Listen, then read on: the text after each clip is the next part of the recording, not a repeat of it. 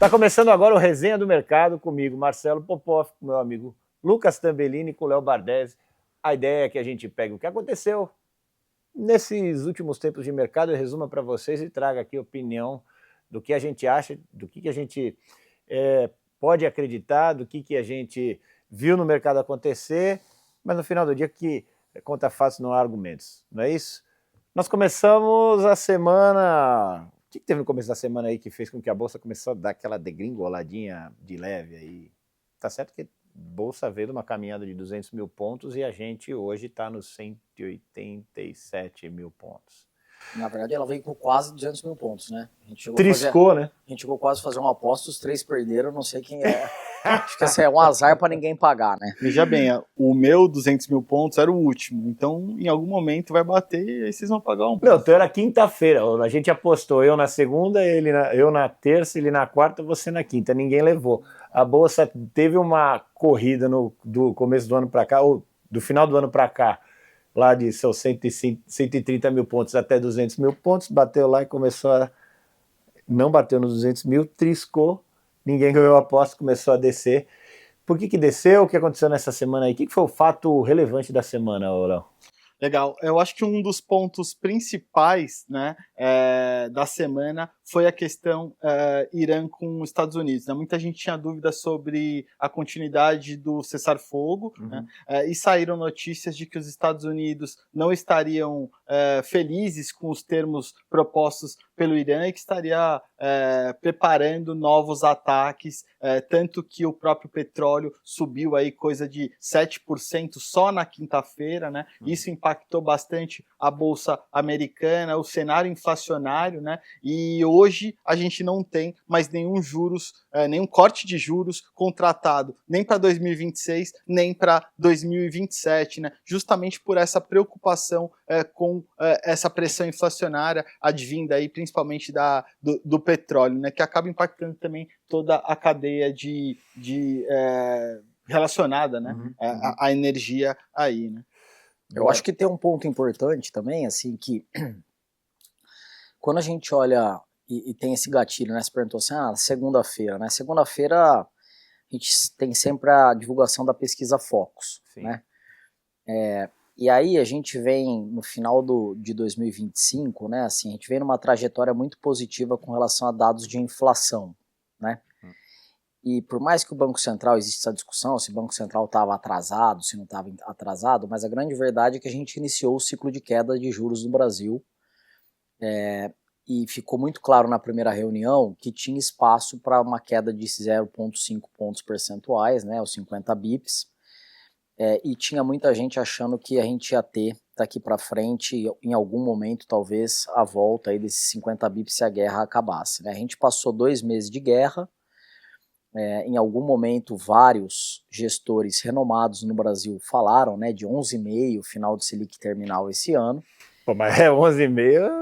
Não, 11,5 o cenário era esse, assim, uma semana antes da guerra, né, assim, vou dar um exemplo de sei lá, se eu não me lembro aqui, Bruno Serra lá do gestor do Janeiro, que foi um cara que acertou um monte o ano passado, tava falando de 11,5, né, a pesquisa Focus já dava 12. Se você pega a pesquisa Focus que saiu nessa segunda, fala em 13. E todo mundo com viés agora de assim, eu diria que a simetria é 13 com risco para cima. Então, a hora que você coloca isso nos modelos, né, dos gestores, em termos de assimetria de risco, o que está acontecendo, e o Léo falou bem, ele falou, né, dos juros nos Estados Unidos, a gente está falando um pouco dos juros aqui no Brasil. A hora que você coloca isso ali na tua matriz de risco em termos de gestão, isso trouxe uma correção automática para o mercado como um todo. Então o ponto é assim, é aquele sentimento de que assim, ó, a faca está caindo. E aí quando os ativos estão todos na máxima, você tem uma realização. E aí só tem uma dicotomia aqui que é a seguinte, né? Bom, Lucas, legal, mas o S&P está na máxima. E por que o Ibovespa caiu de 198, 199 mil pontos para 184? 185 mil, né? Agora tá fechando o mês um pouco melhor, mas veio nessa linha reta. Por que subiu no último pregão? Tem só uma dicotomia aqui, porque nessa última semana do mês de abril, a gente teve o resultado das principais empresas de tecnologia nos Estados Unidos, e a temporada foi um pouco melhor do que o esperado. Então, assim, tirado essa questão das large caps, e aí aqui a gente teve o inverso, né? O resultado de Vale foi um pouco pior. Vale junto com o Petro são os dois papéis que tem mais de 10% no índice. Então aqui a gente teve assim, tem esses eventos corporativos que foram algumas coisas ali pontuais, mas a grande verdade se você tem revisão de juros para cima, é aquela velha máxima, né, cara? Assim, juros para cima, bolsa para baixo. Não tem... E foi isso que ditou aí, ó. Não tem saída. O que a gente tem discutido é assim, isso, e sempre lembrando, né, assim, a gente tem a visão legal aqui, tem duas pessoas, tem a parte de renda variável que fica dentro do Family Office, a parte de renda variável que fica na assessoria, a gente consegue, e a gente discute bastante isso o tempo todo, assim. A nossa visão ali, hoje a gente teve até um comitê com a Marcela e trocando bastante ideia sobre isso, é assim, qual que eu acho que é só a grande vantagem de tudo isso e que não é o fim do mundo? Não é uma guerra, né, assim, né, não é uma guerra que você tem lá tropas que desembarcaram, que é um negócio, que é um caminho... não é um caminho sem volta, né, assim, não é a guerra da Rússia e da Ucrânia que a Rússia tá em Kiev e agora como é que faz para dar ré, né? Eu não tô dizendo que é uma coisa trivial, não estamos dizendo que é um negócio fácil de resolver, que vai resolver amanhã em um telefonema e tal, mas assim, é aquela brincadeira, né? O estreito vai abrir. Mas estava aberto, né? Saiu notícia hoje que está definitivamente aberto, é isso? Não, mas assim... Mas ele volta lá, o cara vai passar, toma uma bomba, uma puta de uma bomba na cabeça. Essa piadinha que, assim, você vê os gestores falando, né? Assim, qual que é a solução, né? O estreito ficar aberto. Mas ele já estava aberto, né? Assim. Então, o ponto não é um negócio que é o fim do mundo. Esse que é o ponto. É um negócio que, assim, se tiver alguma solução real, né, assim, vamos imaginar 15, 20 dias atrás que teve aquela reunião no Paquistão de que eles foram para ter uma negociação e que não deu nada certo. Vamos imaginar que a gente tem alguma daqui uns 15 dias, sei lá, uma semana que vem, e que você saia de lá, vamos um cenário hipotético. Chegamos lá, teve uma reunião de novo dos Estados Unidos com o Irã, com o Paquistão de mediador. E aí você sai de lá e fala assim, tá aqui, ó, temos um documento em que foi assinado entre ambas as partes com alguma solução. Cara, assim, pro petróleo cair 20% e as coisas melhorarem muito rápido, ajuda, né? Assim, não é um negócio que não tem solução. É um negócio assim, é um problema que parece que tem algum tipo de solução, tem. Não estamos sendo leviano de dizer, não vai ter nenhum choque de inflação, tal. Tá dado, tá contratado que tem, cadeia logística vai demorar um pouco para se ajustar, mas, de novo, acho que não é uma crise que não tem solução, esse que é o ponto. Por enquanto, não é uma crise que não tem solução. Que sabe, às vezes a gente também, vamos lá, você tem as correções técnicas do próprio mercado, né, Léo? Você trisca lá no 200, não necessariamente você vai para 240, 300, 600. Você trisca lá e você tem uma realizaçãozinha de lucro, daqui a pouco, cara, o mercado volta a subir um pouco, a gente tende a atribuir informações a isso aí. Cara, o quanto que não pode ter sido uma correção natural do mercado e, cara, que teve juros também essa semana aí, né? Sim. No Brasil aqui, que veio um pouco, 0,25, né? 0,25. 0,25, um pouquinho mais para baixo. Começou a temporada de balanço na semana que vem? Começou já. Começou a temporada de balanço. Vale soltou ruim. Os Minas e Gerdau bem. Os Minas e Gerdau bem. Das grandes, assim. O que eu acho que vale mencionar, Marcelão, acho que o movimento que está acontecendo no Brasil este ano é um pouco similar ao que aconteceu nos Estados Unidos nos últimos 2 anos. Se você pegar a bolsa no high lá, né, e a bolsa no high aqui, o que aconteceu em ambos os casos? Um grupo pequeno de ações puxou a bolsa. Então, lá nos Estados Unidos, principalmente as empresas ligadas à tecnologia, as Mag 7 principalmente, e aqui esse ano, né, por incrível que pareça, a Petro, né, puxou boa parte dessa alta. Claro. A Petro subiu quase 60% em 2025. Né, durante todo esse processo aí de guerra lá no Irã, né, justamente pela alta do petróleo. Né, então, se você pegar a participação das empresas de petróleo, né, dentro do Ibovespa, principalmente a Petrobras, eles foram realmente o motorzinho que levou a Bolsa perto ali dos 200 mil, né? Então muita gente olha naquele patamar, 200 mil pontos ou 190 e tantos mil pontos, e parece que às vezes está esticado e etc,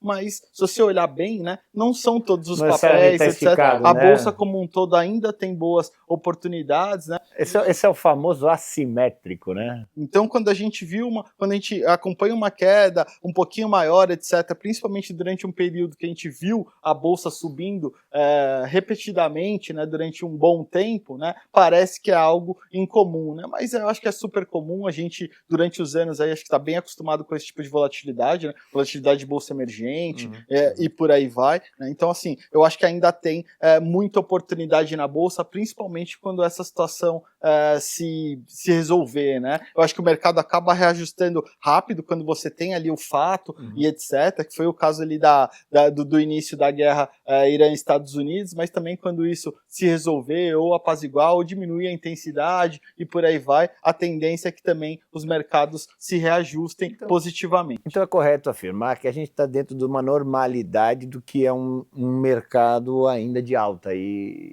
dentro do ano. Então, vamos lá. São duas coisas, né? Assim, as pessoas precisam lembrar que quando você compra a bolsa, né? Assim, quando você compra o Ibovespa ou uma seleção de ações, assim, ele está virando sócio de uma empresa. É tão simples quanto, assim. Então,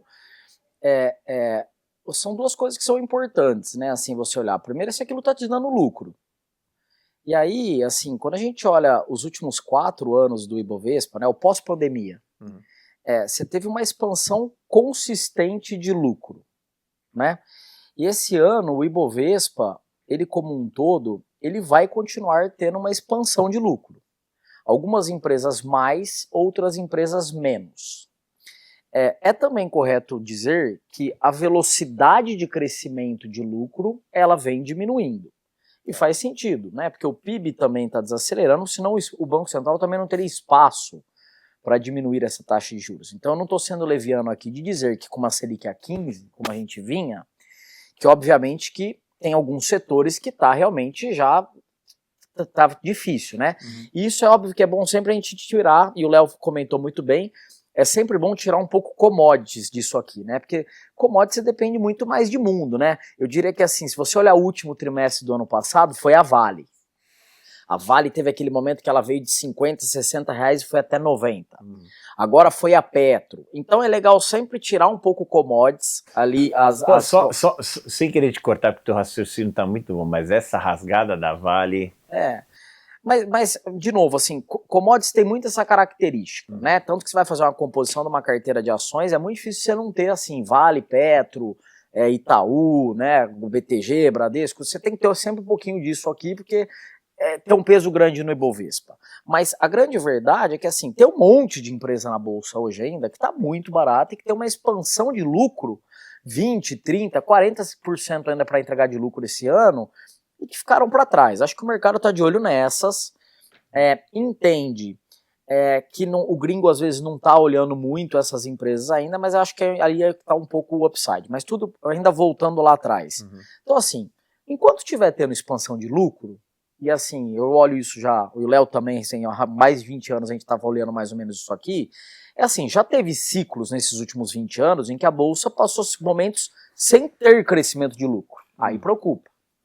Então assim, enquanto a gente estiver tendo expansão de lucro, bons pagamentos de dividendos, essa parte da caixinha tá jóia.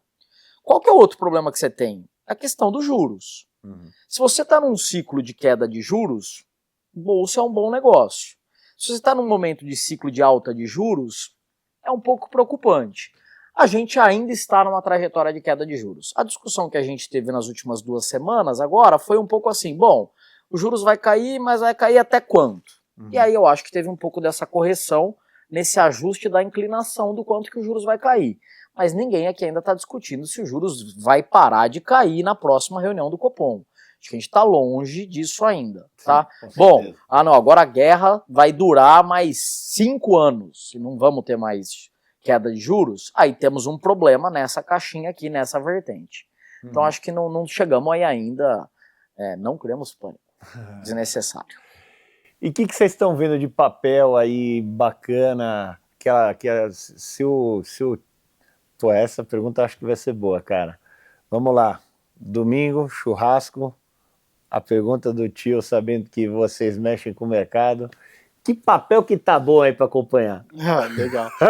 Eu acho que o mercado, né, ele é muito de teses, né? Então é muito tudo ou nada. Então a gente estava falando sobre Vale, né? Vale a 50, 60 reais. Adorava Vale nesse patamar e tudo mais. Por quê, né? Porque assim, Vale aquela época, na época, né, era a mineradora mais barata do mundo. Quando a gente E ela olhava tinha tomado uma exprimida por causa da saída lá do acionista, lá né, da Cosan. Lá E também, né, pela questão da China, né? A China tinha desacelerado um pouco o seu crescimento, então o mercado já criou aquela tese, olha, não precisa mais de minério no mundo, não vai precisar mais do minério da Vale, etc. E óbvio que a única coisa que ia acontecer ali é uma diminuição ali nos volumes, talvez, algo que não impactaria de forma tão significativa a lucratividade da empresa e tudo mais, né? Sem considerar a qualidade do minério da Vale, por exemplo, que é muito maior do que a maior parte das mineradoras no mundo, né? Então, era algo que realmente chamava muita atenção, né? E a gente viu aí, realmente, essa valorização de Vale desde aquela época, né? 60, bateu 89, agora voltou depois o resultado ali para a casa dos 80, mas é um caso muito clássico, né? Das teses de mercado meio que de tudo ou nada. E agora a gente está vendo ao contrário ali em Petro, né? Assim, pô, o petróleo deu essa esticada também, agora Vale, né? Não para de subir, subiu quase 60% durante esse ano, né? Então acho que a gente tem que normalizar um pouco essas teses que a gente vem acompanhando, né? Mas, por exemplo, uma empresa que eu acompanho bastante, né?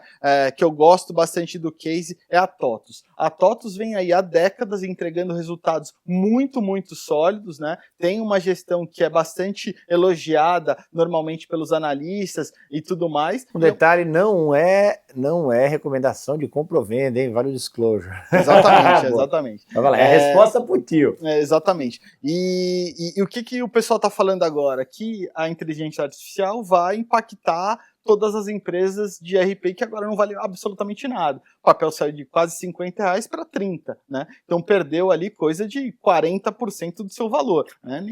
Nenhuma empresa deveria perder 40% assim, de uma hora para outra, principalmente uma empresa, às vezes, que está dentro das empresas, ali dentro do DNA delas, né? Para quem conhece do setor de RP, para você trocar um RP... qual a chance? Nossa, que sistema, nossa, que vou trocar só por causa disso, né?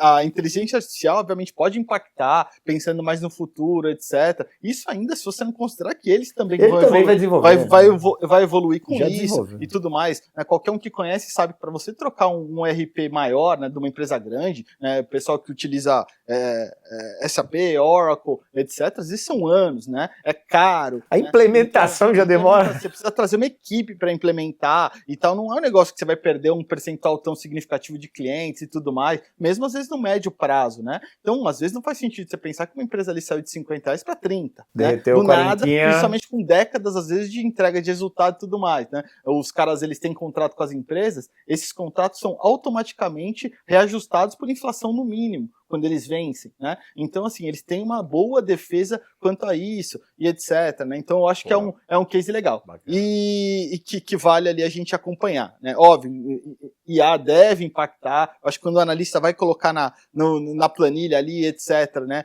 Vai colocar a previsão de crescimento na perpetuidade, talvez ele tenha que fazer um ajuste, e por aí vai, né? Justamente pela incerteza. Mas, assim, para mim é bastante incoerente que o papel saia de 50 pau e caia para 30, 40% de queda, justamente por isso. E um outro case, outros cases, né, que eu acho que são interessantes para a gente olhar nesse momento, e aí não sendo de esquerda, sendo de direita, achando que A ou B vai acontecer, A ou B vai acontecer na parte da política, são os papéis que são mais ligados ao governo, né? A gente tem vários papéis ligados ao governo que até o momento não se mexeram, né, da forma como você imaginaria, com um aumento, às vezes, de chance, às vezes, da gente ter uma troca de governo. O cara que quiser fazer uma apostinha a favor da troca de governo tem papel para comprar. Quais são eles? Exatamente. Eu acho que um papel, né, que muita gente torce o nariz, mas se você olhar em múltiplos, né, parece bastante barato, né, olhando historicamente até, né, o prêmio que os bancos privados têm em relação ao banco público, que é no caso do Banco do Brasil, é uma delas. Sofreu muito, né, caiu quase 50% do seu maior nível, né? Estava negociando a 30 e poucos e tudo mais. Então, obviamente, uma razão foi a questão do agro, né? O agro teve problemas durante esse tempo, o Banco do Brasil é o maior financiador do agro, mas se você tiver um governo, às vezes, com uma percepção mais pró-mercado e etc., eu tenho certeza que o gringo vai diminuir bastante o desconto que ele coloca no papel, né, quando ele vai fazer a conta, né, de quanto vale e tudo mais, e com um múltiplo tão depreciado como o atual, tenderia a se valorizar bastante, né? Mas como você disse, né, é um play ali de maior risco e tudo mais, você está entrando no banco público, existe aquele risco de ingerência governamental e tudo mais, mas a gente tende a pensar muito em risco-retorno, né? Assim, como já caiu bastante, né, já está num cenário do governo atual e etc., né? É uma boa apostinha. Se mantém a mesma coisa, quanto que deveria cair? Talvez não muito, né? Se a gente tem uma troca, etc., poderia ter uma valorização significativa. E para você, que nós já estamos fechando nossa resenha, papel pro tio, hein? Cara, então, na verdade, eu mando meu tio abrir uma conta lá no Family Office da Lifetime e só conto pra ele depois que ele vira cliente, assim. É que, na verdade, né, assim, do nosso lado ali, assim, a gente não consegue pensar em papéis individualmente, assim, e eu não tô ficando em cima do muro, assim, na verdade... Só um pouquinho. Não, na verdade, é que na verdade por compliance eu não posso falar os papéis que a gente compra. Assim, tá valendo. Aqui na mesa é mais fácil. Na mesa é mais fácil. Mas assim, de um modo geral, a gente pensa em blocos, né? Assim, a gente pensa no bloco. Então vou mudar a pergunta para você. Que papel que você não olharia hoje? Pô, é igual. Você me prejudicou igual. Não, eu posso comentar um pouco em cima só, assim, em termos de timing, um pouco dos papéis do que o Léo falou, assim, porque a gente tem uma vantagem ali também, que assim, né, a gente olha o que todas as casas escrevem sobre todos esses papéis, e assim, a gente não fica restrito a nenhuma casa de research, e a gente faz modelo proprietário de todos, fica escutando o diretor de RI de todos e tal, né, assim, acho que TOTVS sofreu bastante recentemente, porque as Big Techs, não agora por conta da temporada de resultados, mas as empresas de tecnologia, de modo geral, sofreram um pouco lá fora, e aí essas daqui foram dragadas um pouco junto, assim, né, então TOTVS, Localweb, todas caíram um pouco com relação a isso. Existe uma discussão com relação à valuation de TOTVS, mas nunca com relação à qualidade de TOTVS, né, então assim, porque assim, o que é valuation, né, múltiplos, PI, esse tipo de coisa, EBITDA e tal, mas a empresa em si, fundada, abriu capital lá naquela primeira onda de IPOs lá atrás, 2008, 2009 e tal, sempre entregou muito.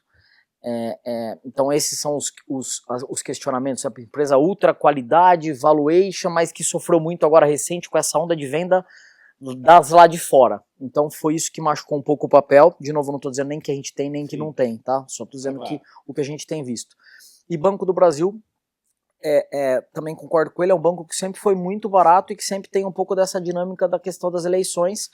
Existe uma dúvida agora, que já também está meio claro com relação ao resultado do trimestre, né? Assim, daqui já saiu o resultado de Santander, dos grandes bancos, o resultado foi relativamente fraco, o agro vem machucando o resultado do Banco do Brasil há muito tempo. Mas, de novo, assim, o resultado do Banco do Brasil no último trimestre, todo mundo sabia que ia ser fraco, foi fraco, o papel subiu. Então, aquelas coisas assim, o mercado tem muito isso, né? Assim, eu uso sempre uma frase que é assim, o mercado, ele é a discrepância entre preço e valor. A empresa é excepcional e todo mundo sabe que o resultado é excepcional. Vem o resultado excepcional, cai. Já vi acontecer com a NVIDIA milhares de vezes isso. O resultado do Banco do Brasil, o que eu estou querendo dizer é o seguinte, o resultado do Banco do Brasil provavelmente vai ser fraco. Aconteceu isso no último trimestre e subiu. Então, só para deixar esse disclaimer, assim, quando você olha o preview de todas as casas, todo mundo já sabe que o resultado do Banco do Brasil vai ser de novo um resultado fraco. Mas eu concordo com o Léo que, assim, é uma empresa que hoje parece que um valuation realmente é muito barato. E, de novo, eu não estou dizendo aqui nem que a gente tem, nem que a gente não tem. Porque a gente não pode abrir o que a gente tem de posicionamento dentro do Family Office. Às vezes cai no boato e sobe no fato também. Acontece muito no mercado. É isso aí. É isso.